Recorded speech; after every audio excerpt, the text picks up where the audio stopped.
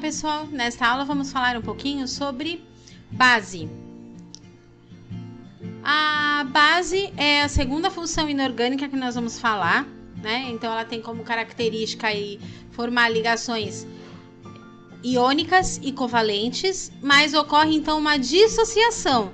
E aí nessa dissociação acaba liberando o que a gente chama de hidroxila, que são os íons de OH. Então o ânion de OH acaba sendo liberado nessa dissociação.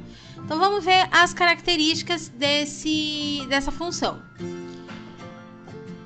Geralmente as bases elas são adstringentes. São aquelas que quando você coloca na boca dá aquela travada, né? No maxilar e produz mais saliva. Geralmente essa base tem uma característica de algo escorregadio. Então a gente tem aí a banana, o caju, que são frutas mais adstringentes e escorregadias. Essa base ela tem como característica também ser insolúvel em água. Então dificilmente ela vai dissolver aí em água. Ela reage com o ácido e aí com isso conduz a eletricidade. Então vamos falar um pouquinho sobre a classificação dessas bases. A base ela pode ser classificada quanto à solubilidade, tá? Então se ela é solúvel, né? Então a gente tem aí geralmente bases de metais e metais alcalinos e com o nitrogênio. Nós temos bases que são consideradas pouco solúveis, que são aquelas bases com metais alcalinos terrosos, né? Tirando aí a exceção do berílio e do magnésio. E a gente tem aquelas bases que são praticamente insolúveis, que são todas as outras bases, incluindo as bases com berílio e com o magnésio. Como classificação, a gente tem também quanto ao número de hidroxilas, né? Então, quantas hidroxilas tiver, a gente tem aí as classificações. Então, uma hidroxila, a gente tem as monobases, 2 hidroxilas dibases, 3 hidroxilas tribases e 4 hidroxilas tetrabases. Temos também em relação ao grau de dissociação iônica. Então, aqueles elementos que são compostos de metais alcalinos, que são aqueles do grupo 1, e os metais alcalinos terrosos, que é do grupo 2, a família 2, então são bases consideradas fortes, né? E as bases consideradas fracas são aquelas que acabam tendo o nitrogênio como participante, formando aí amônia e as outras demais bases também.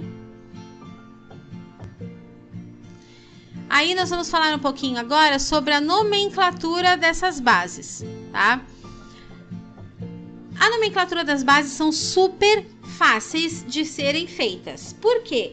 Porque vem lá na frente o nome chamado hidróxido e aí você vai pegar o nome do cátion e vai colocar logo em sequência. Então ele vai ficar lá, por exemplo, aqui nós temos o sódio e a hidroxila. Então vai ficar hidróxido de sódio.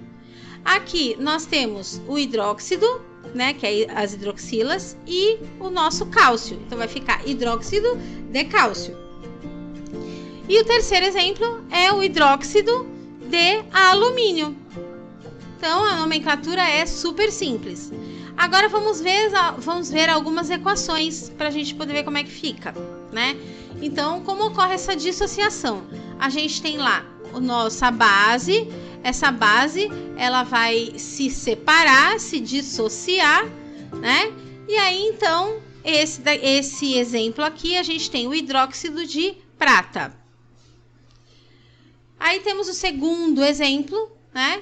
Então, que aqui é o rádio. Nós temos aqui, então, essa hidroxila que vai se dissociar do rádio. E esse componente aqui que vai sofrer a dissociação é chamado de hidróxido de rádio. Vamos ver, então, algumas aplicações dessas bases. Então, nós temos aí o hidróxido de cálcio, que é utilizado na preparação de argamassa, cal de pintura. Nós temos o hidróxido de magnésio, que é utilizado aí como antiácido e laxante. Então, é bem utilizado na indústria farmacêutica. Temos o hidróxido de alumínio, que é utilizado também em produtos farmacêuticos como os antiácidos, né? E, se assemelhando aí ao hidróxido de magnésio. Nós temos o hidróxido de amônio, que é utilizado como fertilizante e também utilizado em gás de refrigerador, né?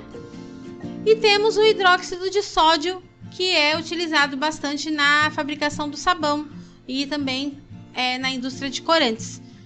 Esse hidróxido de sódio, a gente pode chamar ele de soda cáustica, que é aquele que a gente utiliza para fazer o sabão com óleo, aquele experimento legal pra caramba. Sendo assim, a gente termina a nossa aula de base. Até a próxima!